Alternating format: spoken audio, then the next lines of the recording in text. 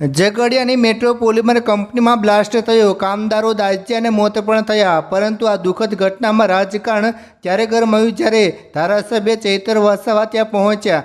ન્યાય આપવાની વાતો વચ્ચે કંઈક એવું બન્યું કે ચૈતર વસાવાને જાહેરમાં લાફો ખાવો પડ્યો। શું છે આખી હકીકત? કે મૃતકના પરિવારે જ ચૈતર વસાવાનો વિરોધ કર્યો? જાણો આજના આ વિડીયોમાં।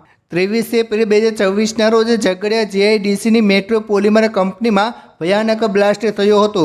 16 કામદારો ગંભીર રીતે દાઝ્યા હતા, જેમાંથી રાકેશ વસાવા સહિત 2 કામદારોના સારવાર દરમિયાન મોત થયા હતા।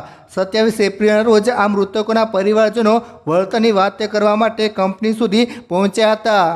ધારાસભ્ય ચૈતર વસાવા તેમના સમર્થકો સાથે ન્યાય આપવા માટે પહોંચ્યા, પરંતુ ત્યાં હાજર મૃતકના પિતરાઈ રોશન વસાવા સાથે તેમની તીખી બોલચાલ થઈ। જોતજોતામાં મામલો બિચક્યો અને ચૈતર વસાવાએ રોશનને લાફો ઝીકી દીધો, પણ વળતા જવાબમાં રોશન વસાવાએ પણ ધારાસભ્યને જાહેરમાં લાફો મારી દીધો। પોલીસની હાજરીમાં જ થયેલી આ લાફાવાળી અત્યારે સોશિયલ મીડિયામાં આગની જેમ ફેલાઈ રહી છે। સામાન્ય રીતે નેતાઓ લોકોના સમર્થન માટે આવતા હોય છે, પણ અહીં તો પરિવારે જ નેતાના હાંકી કાઢ્યા। રોશન વસાવાએ કેમેરા સામે આવીને કહ્યું કે ચૈતર વસાવા અહીં સમાજ માટે નહીં પણ પોતાના સ્વાર્થ અને પૈસા પડાવવા માટે આવ્યા છે। કંપની અમને વળતર આપવા માટે તૈયાર છે, પણ ચૈતર વસાવા લોકોને ઉશ્કેરી રહ્યા છે। રોશને તો ત્યાં સુધી કહી દીધું કે હવે ચૈતર વસાવાએ અહીં હીરો બનવાની જરૂર નથી। પોલીસ ફરિયાદ અને તપાસની સ્થિતિ। મિત્રો, શું ચૈતર વસાવા વિરુદ્ધ પોલીસ ફરિયાદ થશે? ભલે અત્યારે કોઈ નવી એફઆઈઆર ન નોંધાઈ હોય, પરંતુ ચૈતર વસાવા માટે આ પહેલો વિવાદ નથી। અગાઉ પણ તેમના પર સરકારી કર્મચારીઓને ધમકાવા અને મારામારીના કેસો નોંધાયેલા છે। ઝઘડિયાના ઘટનાએ ચૈતર વસાવાની છબી મોટા સવાલો ઊભા કર્યા છે।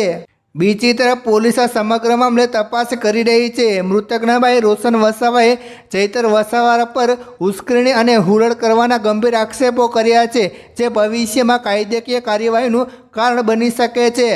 ચૈતર વસાવા અગાઉ પણ અનેક વખત કાયદાકીય વિવાદોમાં રહ્યા છે, જ્યાં કેસના સંદર્ભમાં મહત્વના છે। જુલાઈ 2025 લાફાકાંડ, ડેડિયાપાડા તાલુકા પંચાયત પ્રમુખ સંજય વસાવા પર હુમલો કરવાના આરોપ અને તેમની વિરુદ્ધ હત્યા પ્રયાસ સહિતની કલમો હેઠળ એફઆઈઆર નોંધાઈ હતી અને તેમની ધરપકડ પણ થઈ હતી।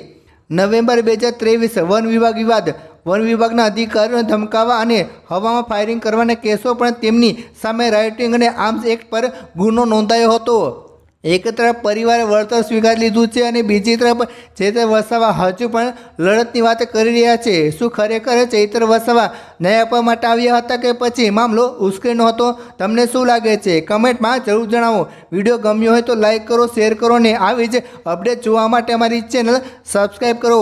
ખાસ નોંધ, આ વિડીયો જાહેરમાં ઉપલબ્ધ માહિતી, મીડિયા રિપોર્ટ્સ પર આધારિત છે। આમાં દર્શાવેલ માહિતી સંપૂર્ણ રીતે સત્ય હોય તે જરૂર નથી। કોઈ વ્યક્તિ, સમાજ અથવા સમૂહને નિશાન બનાવવાનો ઉદ્દેશ્ય નથી। વ્યુઅર પોતાની સમજ પ્રમાણે માહિતીની પુષ્ટિ કરે।